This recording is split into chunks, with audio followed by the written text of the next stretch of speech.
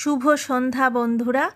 আমাদের ঘুরতে ঘুরতে সন্ধ্যা নেমে আসলো আর আমরা পৌঁছে গেলাম মল্লারপুর।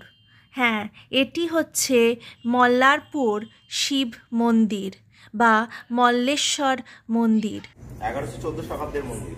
এটা কে বানিয়েছিল? এটা মল্লনাথ রাজা বানিয়েছিল।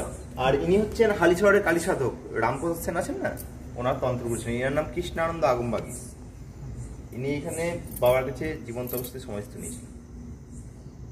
মায়ের যে দক্ষিণাকালীর মূর্তি আমরা পুজো করছি, মায়ের যে রূপের স্রষ্টা ইনি বিভিন্ন জায়গা থেকে ঘুরে আসেন, তীর্থ করে আসেন এবং বাবার কাছে মায়ের কাছে বেশি বর লাভ করেন। যে কোনো ভক্তের এসে কোনো বর্ণমাঞ্চে জানায় তার মনস্কামনা যেন পূর্ণ হয়, সেই বর তিনি জীবন্ত অবস্থায় সমাধিস্থ স্বইচ্ছে নিজের দেবতা করেছিলেন। বাবাকে মনোবাসনা জানিয়ে প্রতিদিন করুন যে দেহ ত্যাগ করেছিলেন। আমরা যে মাথায় পুজো করছি, মায়ের মূর্তি কেমন হবে কেউ জানতো না। প্রথমে ইনিই করেছিলেন কিন্তু মায়ের মূর্তি করে পুজো। দেখুন ভালো করে দেখুন, হ্যাঁ পুরো ওম করা আছে কি? হ্যাঁ দেখছেন তো? হ্যাঁ করা আছে। বুঝতে পারছেন? হ্যাঁ বুঝতে পেরেছি। বাবার ঊর্ধ্ব নেত্র, বাম নেত্র, ডান নেত্র, এটা আচ্ছা ঠিক আছে। এই যে 1 2 3। আচ্ছা, এই বাবা কেউ প্রতিষ্ঠা করা নয়, এই বাবা নিজের স্বইচ্ছে এখানে বিরাজমান। আচ্ছা, নিজের স্বইচ্ছে পাতাতে করেছে। এই জলটা দিচ্ছে না, এই জলটা হচ্ছে শিব গঙ্গা বলা হয়।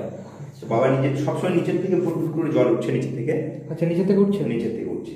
আচ্ছা, বাবা যখন নিজের স্নান করতে হয় পুরো ঘরটা জলে ভর্তি হয়ে যায়, আবার নিচে থেকে বসিয়ে জলটা। আর দেখুন একটু লক্ষ্য করুন, দেখলাম। আর ওই জলের মধ্যে যদি কোনো জিনিস পড়ে গেছে সেই জিনিস উদ্ধার করা সম্ভব হয়। আচ্ছা, এনার নাম হচ্ছে মল্লেশ্বর বাবা। ইনি হচ্ছে মল্লেশ্বর বাবা। এনার নাম অনুসারে গ্রামের নাম হচ্ছে মল্লারপুর। যে রাজা মন্দির প্রতিষ্ঠা করেছেন তার নাম ছিল মল্লনাথ রাজা। আচ্ছা, এই বাবাকে প্রতিষ্ঠা করা নয়, বাবা নিজের স্বইচ্ছে এখানে বিরাজমান। আচ্ছা, আর বাবা হচ্ছেন ওমকারনাথ। পাশে 5 মিনিট গেলে জঙ্গল দেখতে পাবেন। হাইওয়ে দিকে গেলেন তো জঙ্গল দেখতে পেলেন তো পাশে? এগুলো পুরোটাই জঙ্গল ছিল আগে। আচ্ছা আচ্ছা, এগুলো জঙ্গল ছিল। তারপর বাবার যে রাজা, বাবার আদেশ অনুসারে সেই রাজাই মন্দির প্রতিষ্ঠা করেছিলেন। তারপরে সবকিছু। মন্দিরের বয়স 900 বছর। আচ্ছা, এই দুটো ঘর? হ্যাঁ, দুটো বাবা মন্দির, যে মায়ের মন্দির যেটা আছে, ঠিক আছে। তো তার বহু পূর্বে কিন্তু এই বাবা, তার বহু পূর্বে এই বাবা।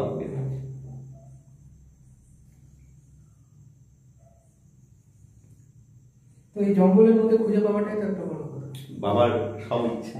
আমি তো আজকে মানে বছর পাই সামান্য কিছুদিন আগে এসেছি পৃথিবীতে, পূর্বপুরুষের থেকে পেয়েছেন বাবাকে।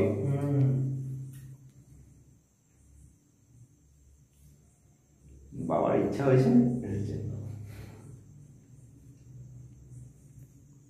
ওঙ্কারেশ্বর না? ওমকারনাথ, মল্লেশ্বর বাবা। মল্লেশ্বর।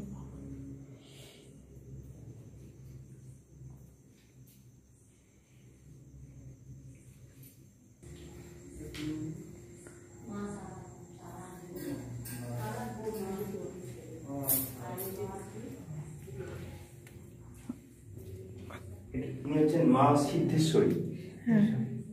তারা মায়ের মৃত্যুগুণ হিসেবে এখানে আছেন। মা তারা যেমন শিলামূর্তিতে আছে, শিবকে কোলে নিয়ে আছেন। শিব জননী তারা বলা হয়, ইনি গণেশ জননী দুর্গা। ইনি সিদ্ধেশ্বরী রূপে এখানে বিরাজমান। তো এনার কাছে সর্বকার্য সিদ্ধি হয় বলে এনার নাম সিদ্ধেশ্বরী। ঠিক আছে। তো এনার ভিতরে শিলামূর্তি আছে, গণেশকে কোলে নিয়ে আছে। হচ্ছেন গণেশ জননী দুর্গা। তারা মায়ের যেমন শৃঙ্গার হয়, স্নান হয় প্রত্যেকদিন ভোরবেলা, এই মায়ের ভোরবেলা স্নান শৃঙ্গার সব কিছু হয়। আচ্ছা আচ্ছা। তারা মায়ের যেমন ভোগ হয়, অন্ন, খিচুড়ি, পায়েস, পোলাও, বিভিন্ন রকম হয়তো এই মায়েরও সেরকম ভোগ হয়। কেবল তারা মায়ের কাছে হয় আমিষটা, মাছের ভোগ হয়, নিরামিষ। আর বাবার ভোগ হয় পরমান্নের পায়েসের। আচ্ছা, প্রত্যেক দিন সেটা।